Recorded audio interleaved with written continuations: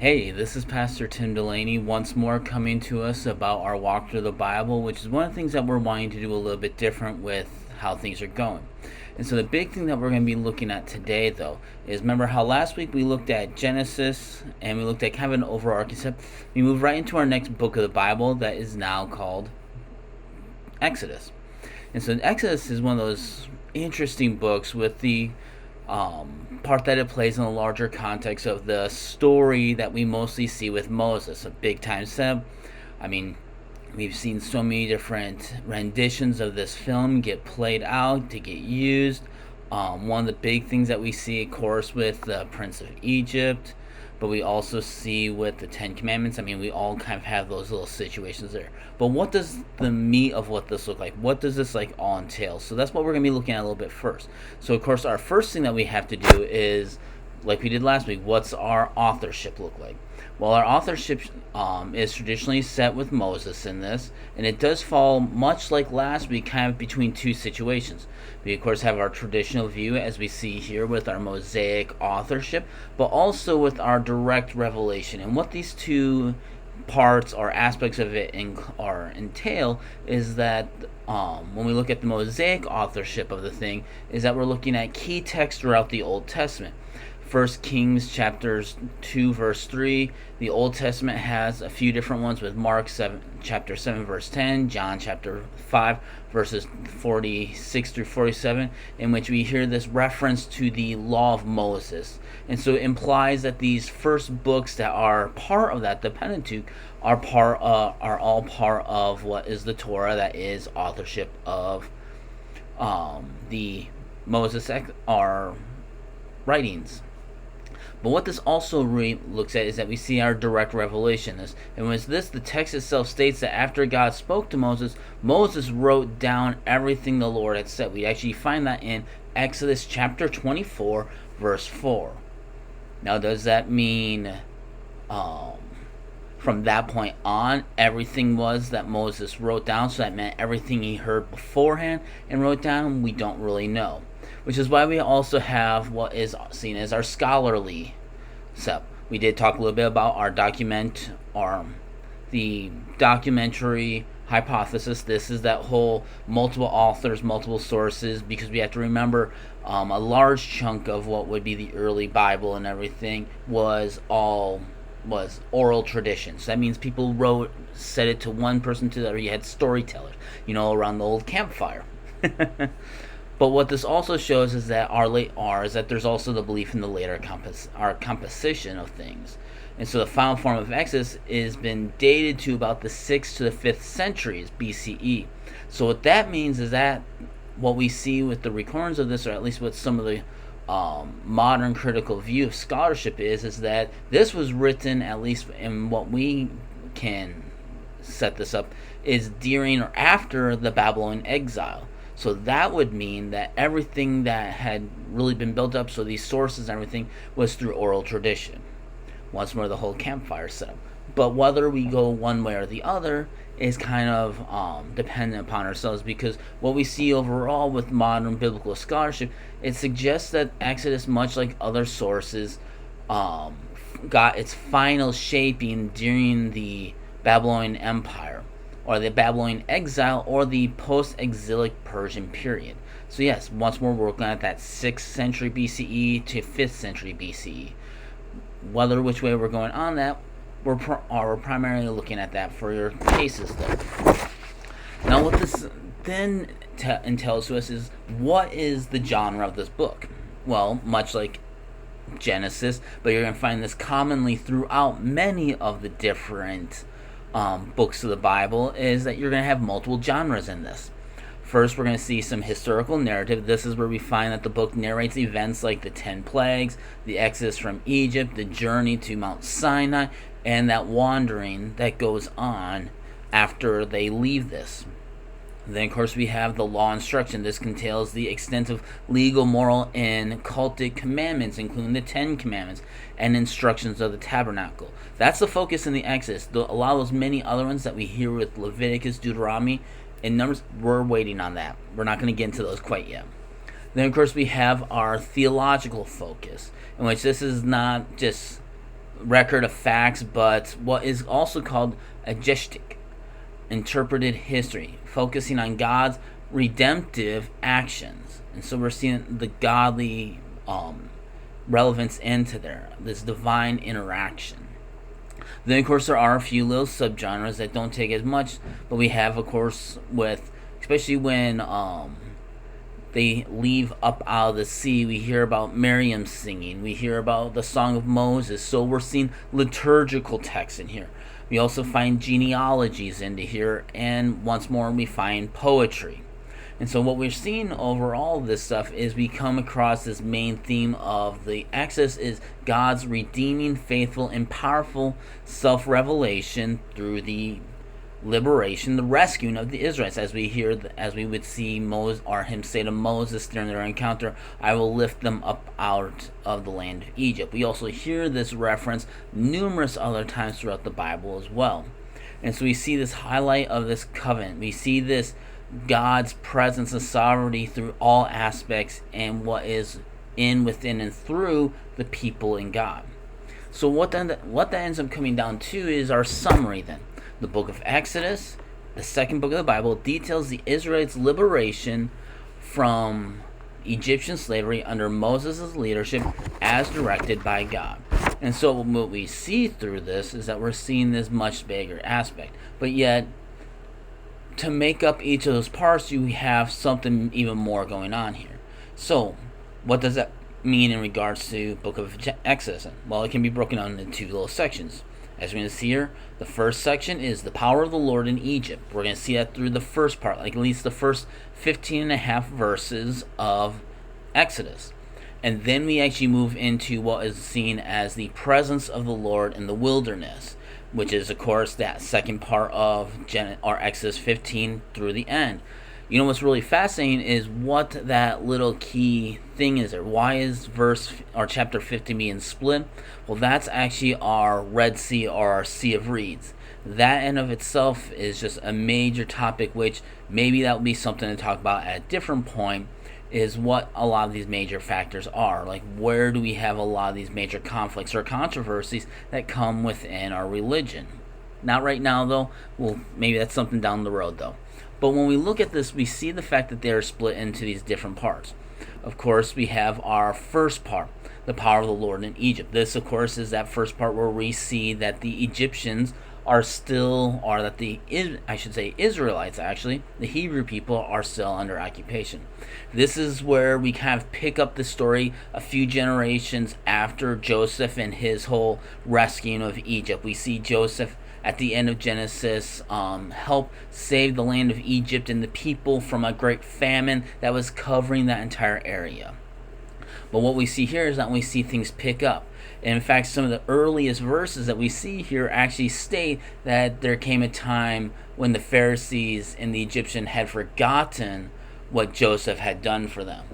And so now we start to see fear, we start to see anxiety, we start to see a lot of this stuff kind of build up now with the people and how they're now going to enslave the people, because the reason is, well, if we enslave them, then they can't rise up against us. Well, that doesn't always work out in that case. But then, of course, then we see the commission of Moses, because as things play out, we have the whole Prince of Egypt thing. And what we see going along here is that Moses then leaves after witnessing, after learning the truth of himself, after learning about what's all going on and killing someone, which in turn would be the death penalty for him. He leaves. And as he leaves, that's when he comes upon Jethro, his soon-to-be father-in-law, and his people as they celebrate and worship and honor God. And as they're going, honestly, they don't actually see, or Jethro doesn't have this whole eye-opening experience for Moses about how if he just looked through heaven's eyes. Granted, love it, but I'm going to be completely honest, in this encounter that we see in this part where Moses does interact with that burning bush, I have a very hard time every time I read that part not picturing the voice of Val Kilmer and several other cast members doing the voice of Moses, or the voice of God. I have a hard time now. But what we end up seeing is one of the things that we also see during this commissioning of Moses is that he spends a lot of time complaining and trying to tell God, it's not me. You can't pick me. No, I am not going to be able to do this. I don't talk well. I can't do this. And God's just. That's at least how I imagine God is.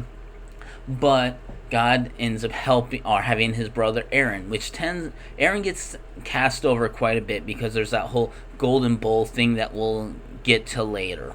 But what we see is that we have this thing where Aaron and God shows that God isn't just going through Moses, but working through a group of people in this. That we see this whole, and in turn, that then leads them back to Egypt. And one of the big things that we see that goes on in this time in Egypt is that, of course, we see the whole plagues. I mean, that's the big thing that we see here, and let's be honest, Charlton Heston did a fantastic job of playing Moses in this kind of role setup, but we see, of course, the different plagues.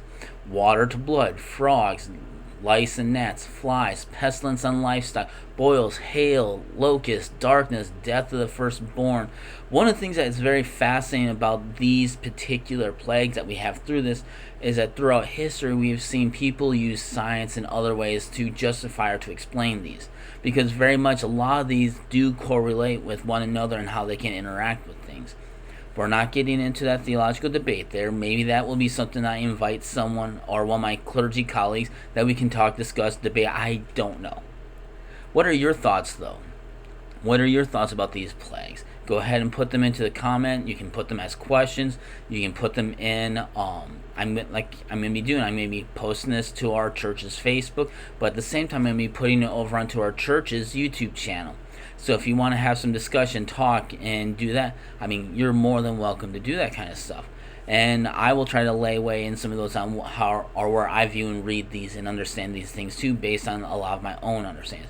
But then, of course, this whole encounter, this whole first part of the power of the Lord in Egypt, wraps up with the whole going through the sea. Through the Sea of Reeds or the Red Sea. That's another one of those topics, but we're not going to get into that one very much. Because once they leave into this area, we see the people go into the wilderness, a dangerous, treacherous place that spends a great deal of time this is a dangerous place. I mean, you can have bandits, you could have weather, you could have wildlife. I mean, there's a lot of things going against them in this case, and the fact that, as we learned when Pharaoh finally released them, they pretty much had to just take what they had, get up and go. I mean, there wasn't a whole lot of thought going into this and how to supply and prepare for this. But yet, because a big part of what we see going through this is the wilderness journey. I mean, this is before they even get to Mount Sinai, where they get the commandments. Because through this part, I mean, I like to call the wilderness journey the journey of complaints more than anything, because a lot of what's going on in here is that we constantly hear the people of Israel say, well, it was probably better for us to be slaves, because at least in Egypt we had water, we had food, we at least had shelter. So I mean, there's constant complaining, and it's so funny that it gets up so much to the point that with the complaints about food, that God answers it with manna, and then another time they complain about how it's only bread from heaven, so they get quail. Then we have complaints about water, in which we have the whole thing where I imagine Moses being at his wits' end when he takes that stick and hits the rock and springs up water. But it's not just all of that, though. But they even come across what would be one of Israel's biggest enemies in this case, the Amaleks, a group of tribal It's a tribal group that pretty much had gone on their way on things. They were defeated by God's help in this with the people. But see, of course, as anyone knows, when you get enough complaints on you, when you get enough people coming to you about this or that, it's going to wind down on you. And we actually see that happen with Moses in these verses of the wilderness journey, that he's so beside, he's complaining to God. His father-in-law actually comes to him and gives him words of wisdom. It's fascinating and how that all plays out and turns around. Then, of course, we go into another part of this, which the people finally get to Mount Sinai, and it's here that we find that Moses is given the law. And what that law looks like is what we know as our Ten Commandments.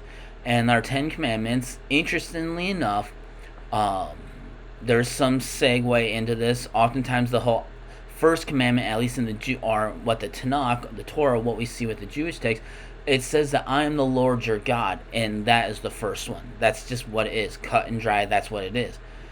Unfortunately, in our Christian faith, we sometimes combine those first ones, where it's like, I'm the Lord your God, no other God. And so we get that kind of mixed up, and then we forget that no other God is actually idolatry. So have no other idols. So we have some confusion that often comes when we read that, but honestly, this is what we would see in at least in a Jewish setup. I am the Lord your God, no other God, no Lord's name in vain. In which that one is not like stubbing your toe and saying that. No, taking no Lord's name in vain in this case is for the early Jewish people, for the early Israelites, when they would call on the name of God, which is why Jewish people will not say Yahweh like we are more comfortably saying as Christians. They won't say it because to say the name of God, to call upon the name, is to call on the very presence of God. So when they say no Lord's name in vain, that's like us today saying, God, please give the University of Illinois a win, or please defeat the other team. Yeah, no, that's not okay.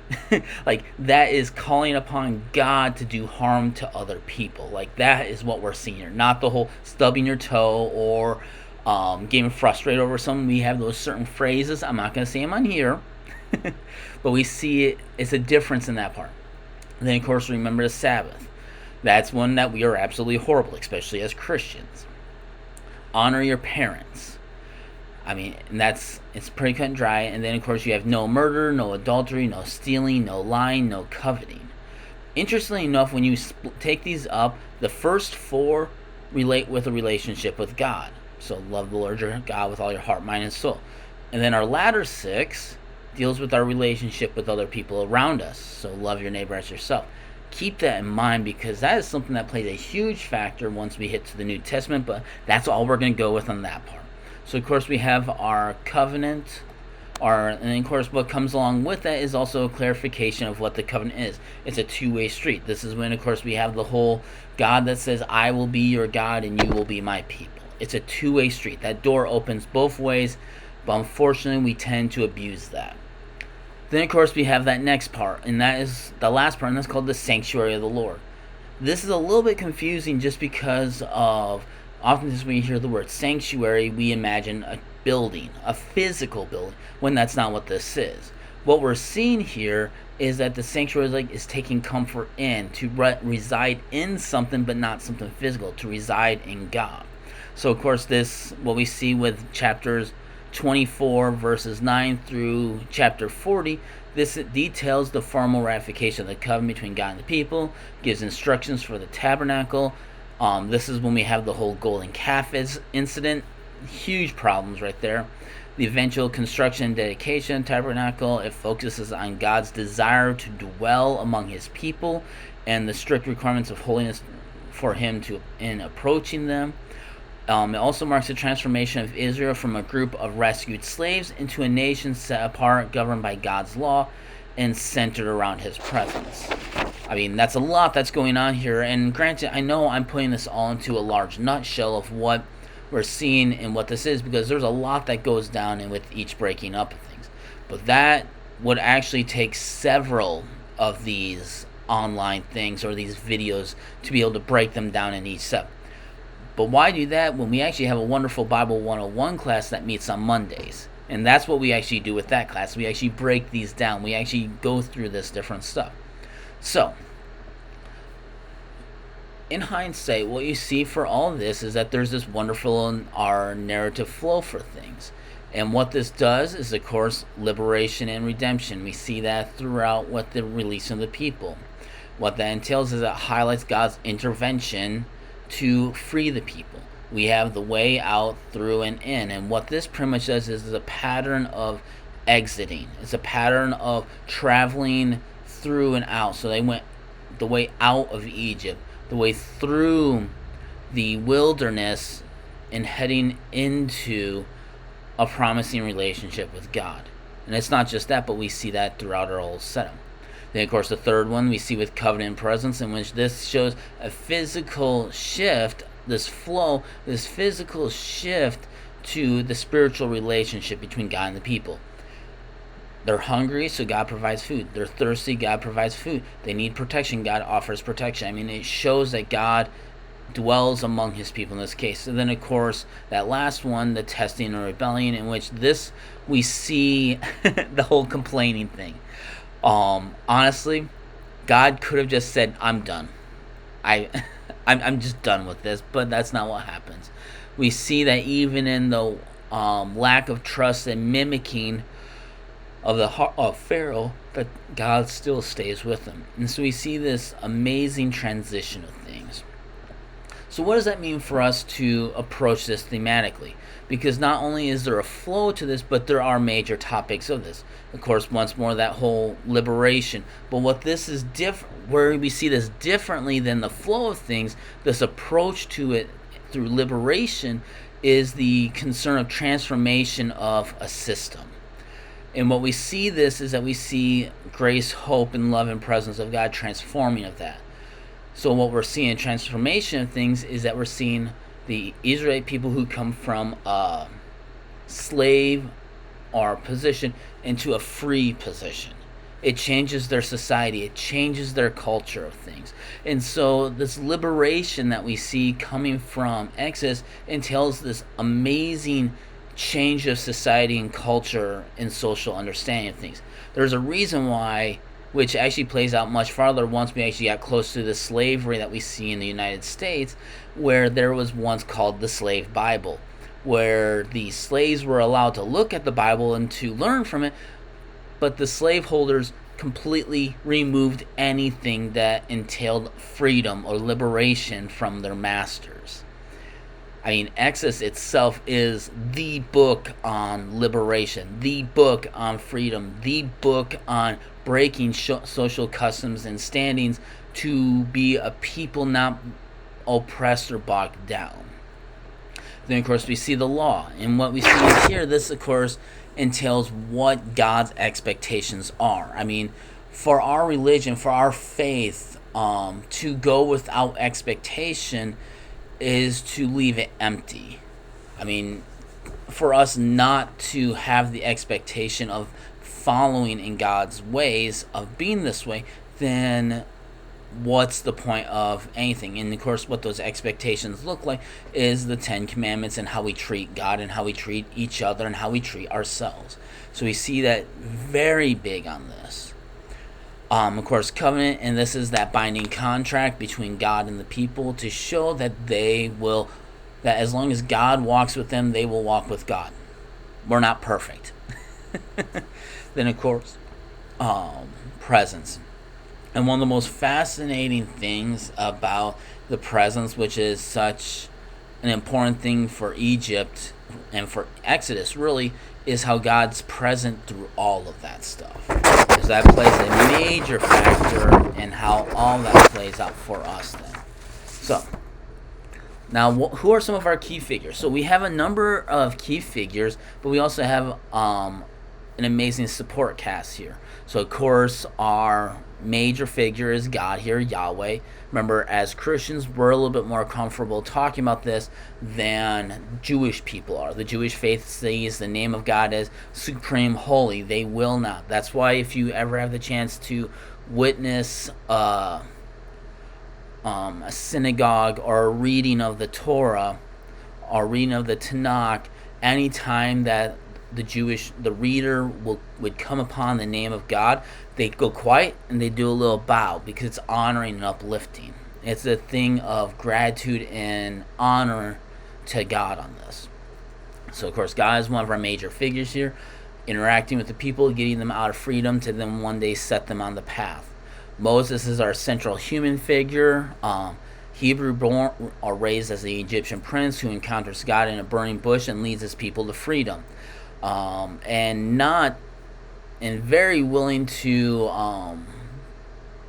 talk badly about himself in order to get out of doing this stuff at first, and then finally gives in. We have Aaron, who of course Aaron is is Moses' brother and spokesperson, who acts as the first high priest and assists in confronting Pharaoh. We have Pharaoh, who is, of course, our ruler of Egypt, who refuses to let the people go, which results in the 10 plagues. We're told that this is Ramesses the Great, in which historically we can see who played major figures in movements of Egypt. Then we have Miriam, which is the sister of Moses. She becomes one of the first prophets who leads the women in worship after the crossing of the Red Sea. I once read about how you could consider Miriam the first praise band leader. Because she, as we see, she leads them with tambourine and instrument and song and dance. Then, of course, we have Zipporah, Moses' wife, daughter of Jethro, who saves Moses' life, because there's a critical point in there where part of what that covenant entailed was circumcision. And, of course, Moses, at the time that this was all going on, was not circumcised. And so when Moses was almost killed for not being circumcised, Zipporah does this in her children and her 2 sons and saves them. I mean, we see a commitment to faith as someone who is not connected to Moses and his people outside of marriage. Then, of course, we have the Midianite priest and Moses' father-in-law, Jethro, who advises Moses to set up kind of like a justice system, a system that helps to bring in elders to help see over the complaints and concerns of the people. Then we have the Israelites, which of course are the descendants of Jacob. They're enslaved in Egypt, and they're delivered and become a covenant nation with them. Then, of course, we have Moses' second in command. He's the military leader. He's Joshua, who emerges as a key figure in fighting the Amalekites, in which we'll talk about shortly a little bit. But the fact is that Joshua is also the one who would be the one to lead the people of Israel into the promised land. Moses would only be able to see it from a mountaintop. So, of course, as I said, we also have a number of supporting figures, like Pharaoh's daughter, who finds and adopts the infant Moses when his mother put him into the Nile River while being looked over by Miriam, and also at that same time helped save and bring Moses back to his mother. Then we have Shiphrah and Puah. These are 2 Hebrew midwives who were told by Pharaoh that any boy born of the Hebrews was to be killed. Well, they didn't. They would come up, and of course, one of my favorite excuses that they said, well, those Hebrew women are just so voracious that they are just popping them out before we even get there. But I mean, we're looking at 2 women who hold a position and defy leadership for the greater good to protect life. So I mean, this is a huge deal. Then we have Bezalel and Oholiab, who build the tabernacle. This is like the big, what we would see as it looks like a giant golden box that the 10 Commandments were put in, that was told to keep the presence of God. That's what was used and led before the great crowds nation as they would walk. We have Gershom and Eleazar, the sons of Moses and Zipporah. They would play major roles later too. We have Hur, who assisted Aaron in holding up Moses against the Amalekites. He played a major figure in that battle setup. And then, of course, we have the Amalekites, a formidable tribe of nomads living in the area south of Canaan between Mount Seir and the Egyptian border. They resist. This was a group that was put off by this great nation, and they became a common foe throughout Israel's history then. So, now, of course, we have our key themes, and this is some of the big themes in which some of these are going to sound very familiar to topics I talked about before, especially with narrative and what we saw with the approach to the book. But now we're kind of looking at these major themes itself. So, of course, the first one is redemption and deliverance. The central theme of God rescuing Israel from slavery in Egypt and shifting them from oppression to service to a great nation through salvation, in which that serves as a pattern throughout the Bible. Then, the Tanakh for the Jewish people, the Bible for Christians. And of course, another major theme is covenant law, in which we see that binding covenant, that transformation into something more, in which God gives, like, hey, these are my 10 guidelines. Unfortunately, they struggle so much with those 10 guidelines. Jesus on the road turns it into 2, but that's enough there. Of course, another main theme is the presence of God, in which we see that the presence of God maintained the central moving figure from the burning bush to leading Israel throughout the wilderness, and then dwelling among them in the tabernacle to protect them and provide for them.